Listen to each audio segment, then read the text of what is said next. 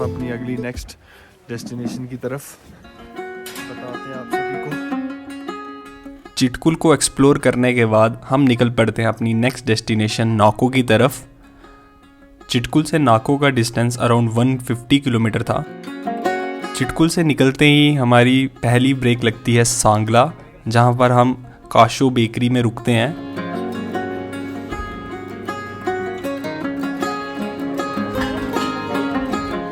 इसके बाद हम निकल पड़ते हैं आगे नाको की तरफ, खूबसूरत पहाड़ और खूबसूरत लैंडस्केप देखते हुए।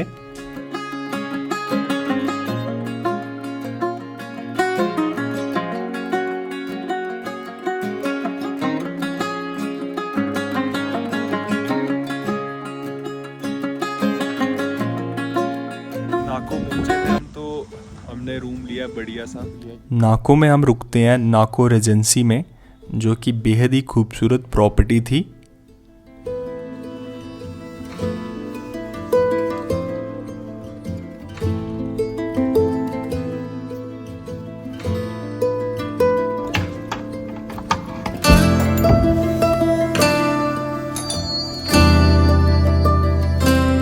यार नाकों में हाइट ज्यादा होने के कारण सांस कम आ रही है। ये देखिए इनके लिए वैसे तो ऑक्सीजन की ज़रूरत पड़ी नहीं, क्योंकि एक पेंटॉप और डोलो ने काम कर दिया था। गुड मॉर्निंग दोस्तों, सीधे नाको से, जैसे कि आपको पता ही है, रात को हम नाको पहुंच गए थे और हमने बढ़िया सा गेस्ट हाउस करवा लिया था। तो अभी सुबह के 6 बज रहे हैं, तो मैं बाहर निकला हूँ थोड़ा एक्सप्लोर करने नाको को। तो आपको दिखाता हूँ, यहाँ पर लैंडस्केप बिल्कुल चेंज हो जाता है जैसे हम चिटकुल से आगे निकलते हैं। तो ग्रीनरी से सीधे हम नाको में रेतीले पहाड़ दिखने शुरू हो जाते हैं। आगे पीछे ग्रीनरी बिल्कुल ज़ीरो ही है।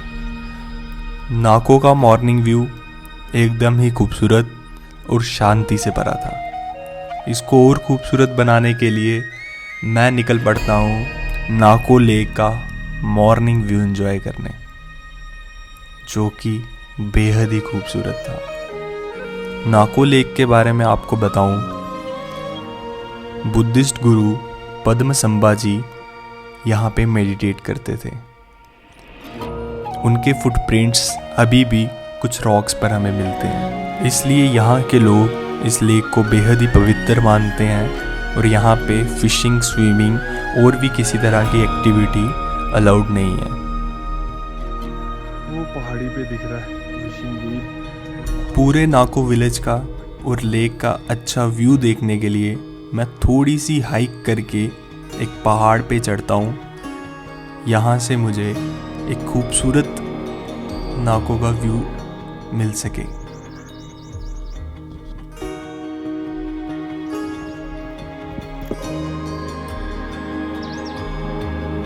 यहाँ पर गंद ना फैलाएं, साफ सुथरा रखें इस प्यारी सी विलेज को अगर आप यहाँ आते हैं। और लेकिन इस पॉइंट पे, टॉप पे नाको क्या खूबसूरत लग रहा है। बिल्कुल अलग सा टेरेन है यहाँ पे, देख सकते हैं।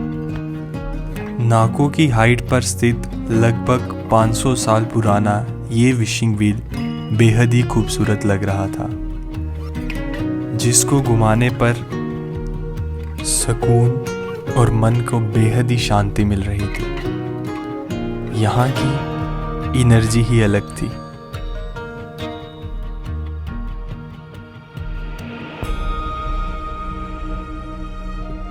बिल्कुल हाइट पर है ये नाको विलेज की, और क्या यहाँ से व्यू दिखता है, और मज़ेदार।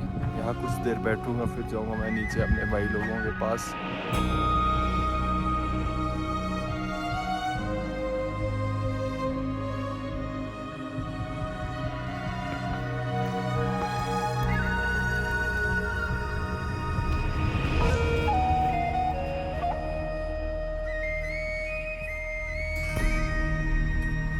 आधा नाको एक्सप्लोर करने के बाद मैं आ जाता हूँ ब्रेकफास्ट करने के लिए। ब्रेकफास्ट करने के बाद हम निकल पड़ते हैं नाको गांव को अंदर से देखने के लिए।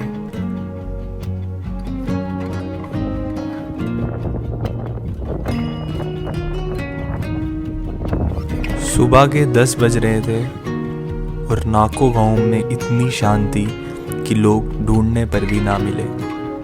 इसका कारण ये भी है कि नाको गांव की कुल पॉपुलेशन अराउंड 500 और घर 120 के अराउंड थे। हाँ, हमें लोग दिखे तो सिर्फ बच्चे जो कि स्कूल में पढ़ रहे थे। लग रहा है कोई रहता ही नहीं है, पूरा गांव घूम लिया, अभी तक हमें कोई बंदा दिखा नहीं है।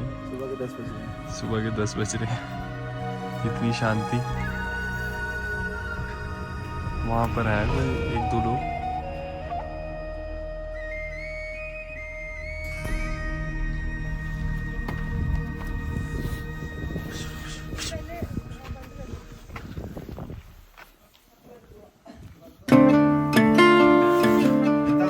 ठीक है भैया, बाय बाय। नाको को एक्सप्लोर करने के बाद हम सभी निकल पड़ते हैं हमारी आज की डेस्टिनेशन जो रहेगी स्पीति वैली की तरफ।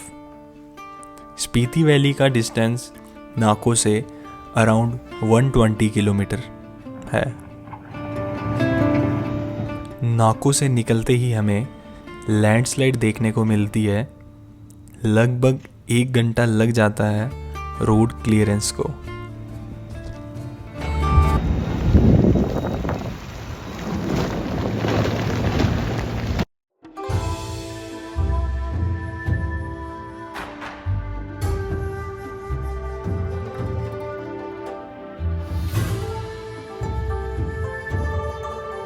स्पीति वैली जाने से पहले हम जाते हैं ग्यू मोनेस्ट्री, जिसकी एंट्री फ़ी पर पर्सन 30 रुपीज़ थी और सभी के पर्स में से कुछ कुछ पैसे निकाल के हमने पूरी की। तो जब भी पहाड़ों में आएँ या रिमोट विलेजेस में आप जाएं तो कैश अपने साथ ज़रूर रखें। ये तो हमें सीख मिली। और क्या कहते हैं, यूपीआई भी हो गई। ओके, एक बार काउंट कर लो हमें एग्जैक्टली। ग्यू मोनेस्ट्री में सांगा तेंजिन की मम्मी देखने को मिलती है, जो कि एक बुद्धिस्ट मॉन्क थे। बताया जाता है कि सन 1975 में एक अर्थक्वेक हिट करता है जिसमें 6 स्तूपास डिस्ट्रॉय हो जाते हैं। जब 1981 में इंडो तिब्बतन बॉर्डर पुलिस अपने बंकर बना रही होती है, तब उन्हीं में से एक स्तूपा में एक टॉम मिलता है जिसमें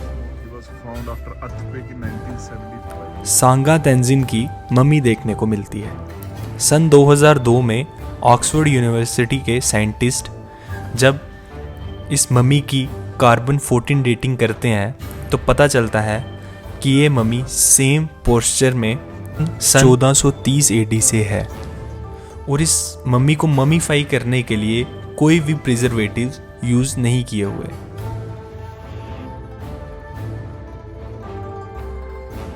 ग्यू मोनेस्ट्री तिब्बत बॉर्डर के पास होने के कारण हमारे फ़ोन्स में चाइना बीजिंग का टाइम शो हो रहा था। इंडियन टाइम अभी ये है, तो हमारे फ़ोनों में आ रहा है ये चाइना का टाइम। इसमें भी यही है। वाला डेट एंड टाइम खोलना है, वहाँ पे रिजल्ट दिखा देगा।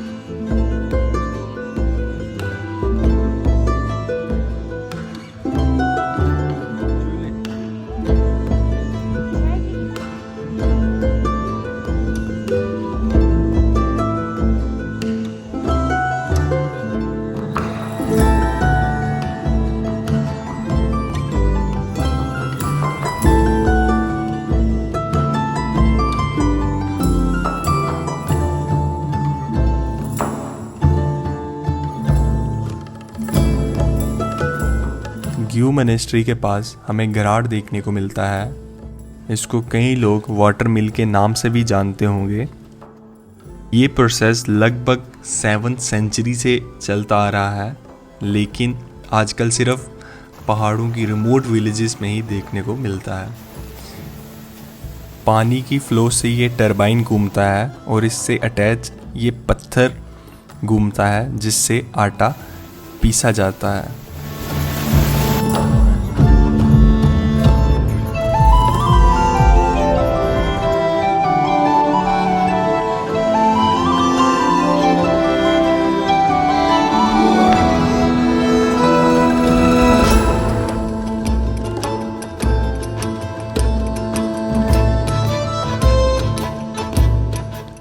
ग्यू मिनिस्ट्री से निकलकर हम सीधा रुकते हैं ताबो, जो कि अराउंड 35 किलोमीटर के डिस्टेंस पर था ग्यू मिनिस्ट्री के।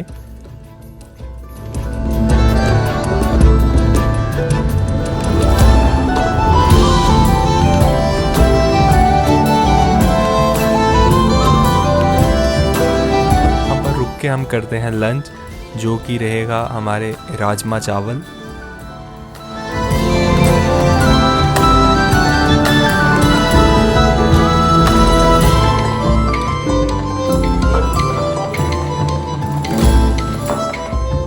ताबो से लंच करके हम निकल पड़ते हैं काजा की ओर, जिसका डिस्टेंस अराउंड 48 किलोमीटर रहेगा ताबो से।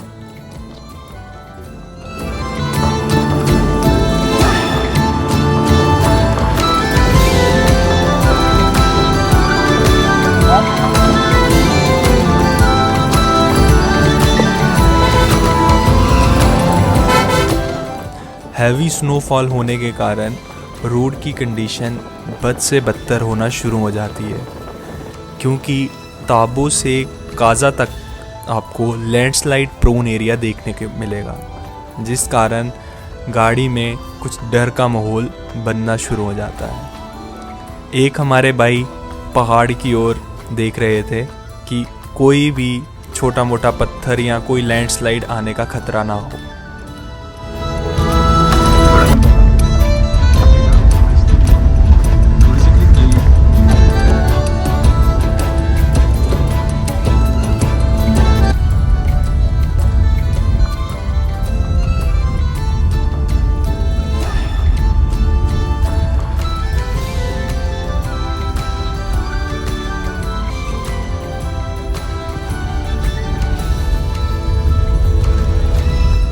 लैंडस्लाइड एरिया ख़त्म होते ही सभी के चेहरे पे कुछ अलग ही खुशी आती है ये खूबसूरत नज़ारा देखकर।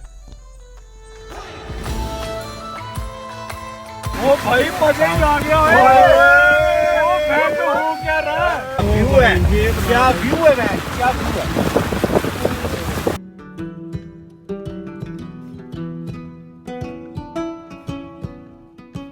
इन खूबसूरत रास्तों को देख हम कब काजा पहुंच जाते हैं हमें पता भी नहीं चलता, और काजा एकदम बर्फ़ से ढका हुआ था।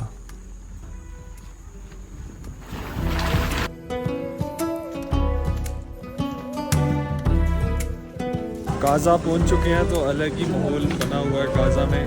स्नोफॉल रुकने का नाम ही ले रही, पूरी आते वक्त भी स्नोफॉल थी, अभी भी। अभी हम मार्केट घूम रहे हैं काजा की, बढ़िया एकदम। और साथ में एटीएम जा रहे हैं कैश निकालेंगे, तो अगले आगे देखते हैं कि कहाँ निकलते हैं या यहीं स्टे करते हैं। इस मौसम में जलेबी ना खाते तो ट्रिप का मज़ा अधूरा था।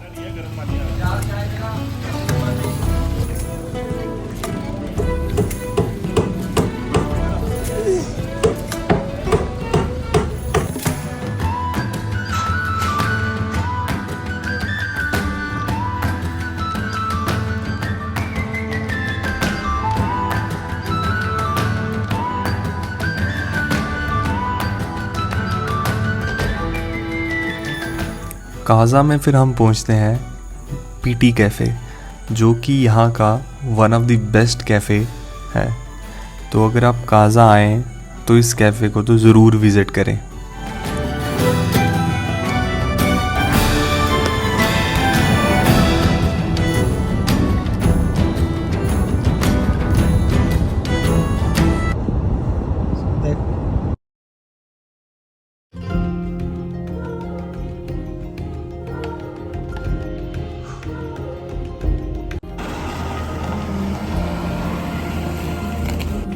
गुड मॉर्निंग दोस्तों, काजा पहुंच के हमने रात को रूम ले लिया था।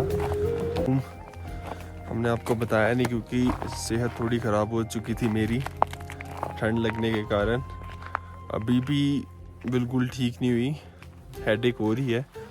तो अभी कुछ खाने के बाद एक डोलो खाऊंगा, तो क्या पता ठीक हो जाए और मेरा आज का दिन अच्छा निकल जाए। आज हमारी ट्रिप का लास्ट डे है और आज हम करेंगे की मोनेस्ट्री, जिसके लिए हम निकले हैं मेन।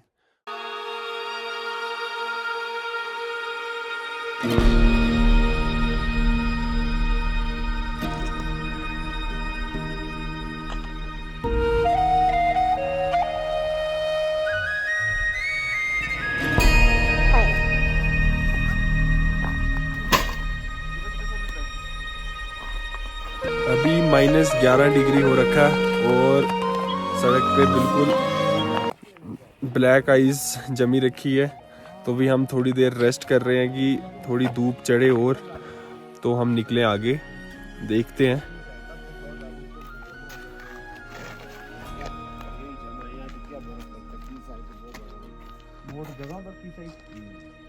ऊपर तो जमा होगा,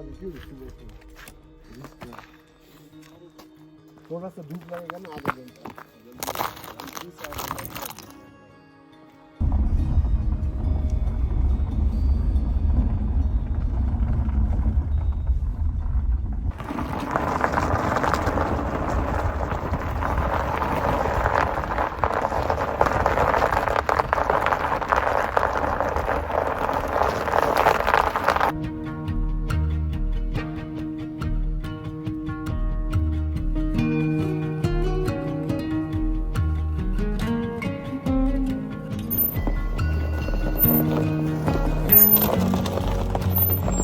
अच्छा लग रहा है, सांस तो लीजिए।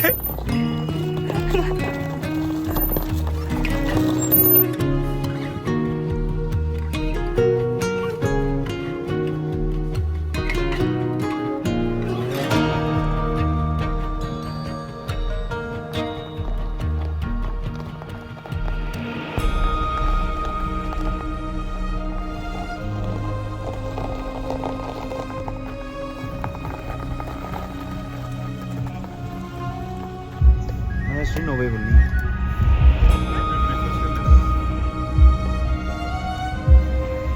वाओ यार, वाओ वाओ।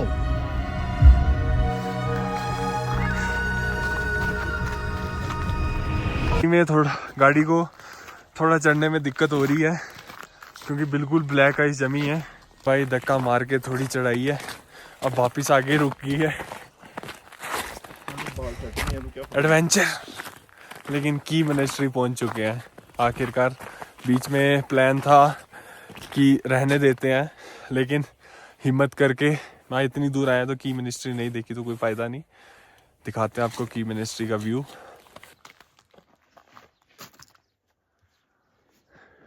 अच्छा ठीक है। ब्लैक आइस की वजह से गाड़ी हमने थोड़ी ऊपर नहीं लाई, तो 5 किलोमीटर है यहाँ से की मोनेस्ट्री। तो मैं और भाई निकले हैं पैदल, बाकी गाड़ी में बैठे हैं, वेट कर रहे हैं क्योंकि पीछे भी वैसे भी गाड़ी नहीं जाएगी, तो इसलिए हम पैदल, शॉर्टकट है यहाँ से, तो वहाँ निकलेंगे मोनेस्ट्री की तरफ। बताते हैं आपको शॉर्टकट की मोनेस्ट्री का।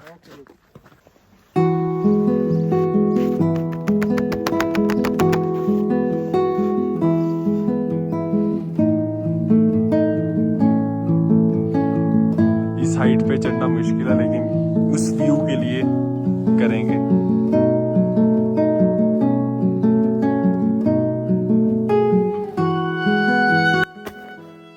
सीढ़ियाँ बहुत ज़्यादा और हाइट भी 13,000 फीट के लगभग है, तो सांस तो चढ़ती है। सफ़र तो हमारा एडवेंचर था ही था, लेकिन ये की मोनेस्ट्री तक पहुंचना ये सबसे बड़ा एडवेंचर है।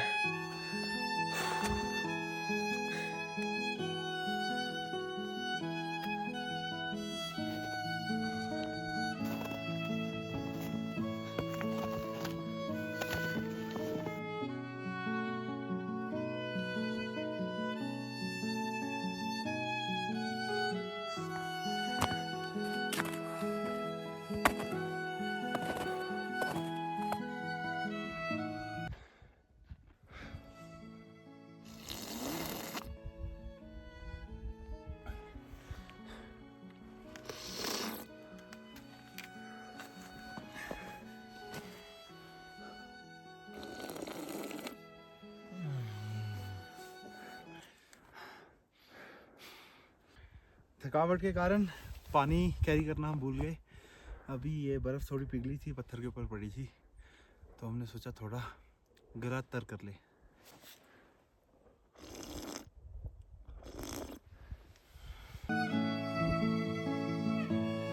काजा में माउंटेनियरिंग करते हुए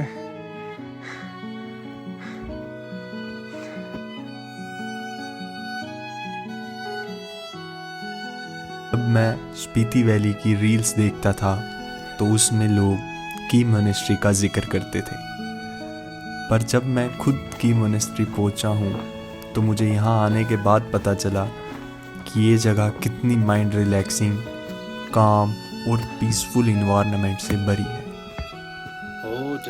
यहाँ पर आपको लगभग 200 से 250 मॉन्क्स देखने को मिलेंगे जो इस मोनेस्ट्री के अंदर रहते हैं।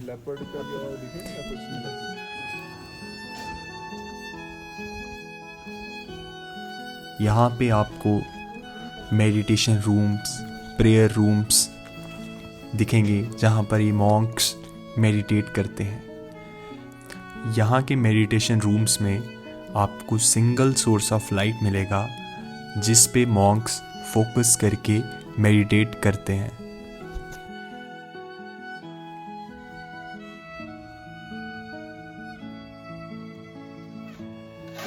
की मोनेस्ट्री को एक्सप्लोर करने के बाद हम अपने 7 डे लॉन्ग ट्रिप को एंड करते हैं चीचम ब्रिज पर, जो कि वर्ल्ड का हाईएस्ट सस्पेंशन ब्रिज है।